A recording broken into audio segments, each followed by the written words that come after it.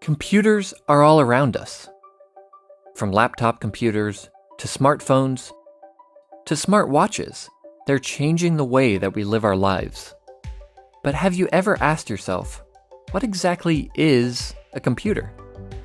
A computer is an electronic device that manipulates information or data.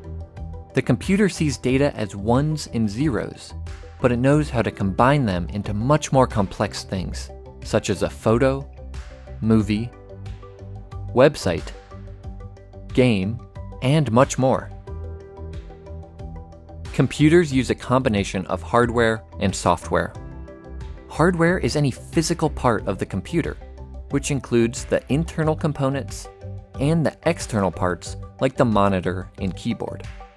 Software is any set of instructions that tells the hardware what to do, such as a web browser, media player, or word processor. When most people say computer, they're talking about a personal computer. This can be a desktop computer or a laptop, which has basically the same capabilities, but in a more portable package. Personal computers come in a few different styles. The most common type uses the Windows operating system. Macs or Macintosh computers feature the Mac OS operating system, while Chromebooks run on Chrome OS. Smartphones and other mobile devices mostly use the iOS or Android operating systems. We'll talk more about operating systems in a later video.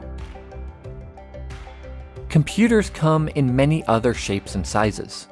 TVs, game consoles, and even appliances like refrigerators can have built-in computers, although they may not do everything a desktop or a laptop can. There's another type of computer that plays an important role in our lives: servers. A server sends information to other computers on a network. In fact, every time you use the internet, web servers deliver the web pages that you want to see to your computer. Servers are also used in many offices to store and share files.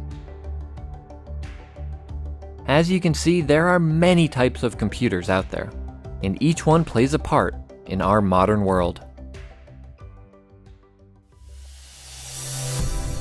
GCF Global, creating opportunities for a better life.